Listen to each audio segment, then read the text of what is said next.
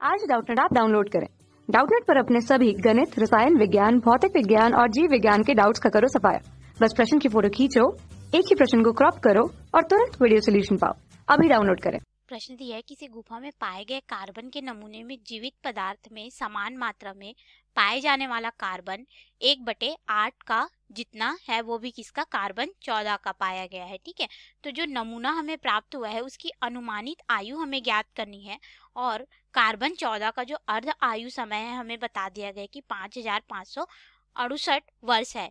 हम लोग यहाँ पे कार्बन अंकन के माध्यम से ज्ञात करेंगे कि जो जीवित पदार्थ का जो नमूना हमें प्राप्त हुआ है, ठीक है, उसकी जो अनुमानित आयु होगी वो कितनी होगी। तो आइए हम लोग इस प्रश्न को यहाँ पे हल करते हैं और इसके मान को ज्ञात करते हैं।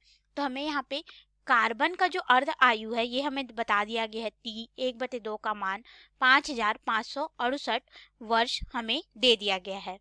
और साथ ही साथ हमें ये बता दिया कि किसकी प्रारंभिक मात्रा जो है, ठीक है, मान लेते हैं कि जो नमूने की प्रारंभिक मात्रा उसको n0 से दर्शाते हैं।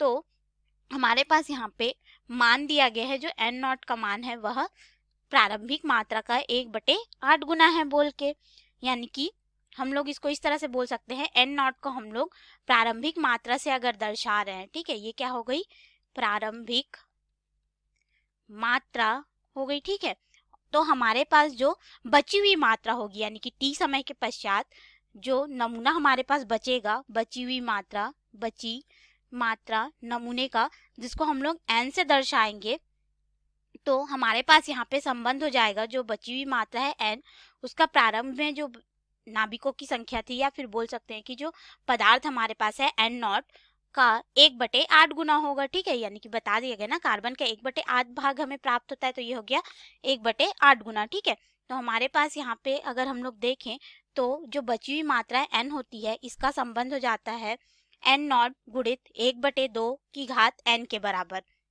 जहाँ पे ये जो n है बची हुई मात्रा को दर्शाता है, n0 प्रारंभ में जो हमारे पास नमूना है उसकी मात्रा को दर्शाता है, और ये जो n है यह अर्ध आयु की संख्या को दर्शाता है। अर्थात हमारे पास स्मॉल n बराबर यहाँ पे हो जाता है t वर्ष, यानी कि, और यहाँ पे हो जाएगा t 1/2 अर्ध आयु। इस तरह से इसका संबंध होता है। तो हम लोग इसके माध्यम से ज्ञात कर सकते हैं कि मात्रा कितनी बचेगी। ठीक है, तो देखिए ये वाले हम लोग समीकरण में इस मान को रख देंगे, तो हमारे पास यहाँ पे n का मान हो जाएगा n0/8, और इस n को भी इधर पक्षांतर कर देंगे तो हो गया n0 बराबर यहाँ पे हो जाएगा 1/2 की घात n। हमें यहाँ पे n का मान निकालना रहेगा। सबसे पहले तो n0 और n0 कट जाएगा, ये हो जाएगा 1/8 बराबर 1/2 की घात n। 1/8 को हम लोग 2 की घात के रूप में लिख सकते हैं, तो ये हो जाएगा 1/2 और पूरे की घात यहाँ पे 3, क्योंकि 1 का हम लोग कितने भी बार घात कर ले एक ही होगा। ठीक है, और 2 का 3 बार घात करेंगे तो 8 हो जाएगा, फिर यहाँ पे बराबर 1/2 की घात n। अब देखिए यहाँ पे आधार समान है, अर्थात हमारे पास घात भी समान होगा, तो n बराबर हमें यहाँ पे 3 प्राप्त हो रहा है। ठीक है, अब ये जो 3 प्राप्त हुआ इसके आधार पे हम लोग निकाल सकते हैं कि जो नमूना हमारे पास है उसका मान जो है कितना होगा। ठीक है, कितना अनुमानित उसकी आयु होगी, क्योंकि n बराबर t/, अर्ध आयु होता है, तो इस मान को हम लोग यहाँ पे रख देंगे, तो हो जाएगा t/t अर्ध आयु बराबर 3। अब हम लोग यहाँ से क्या करेंगे कि अर्ध आयु को इधर पक्षांतर कर देंगे, तो हमारे पास जो अनुमानित आयु है t, ये हो जाएगा 3 गुणित अर्ध आयु 1/2 t 1/2।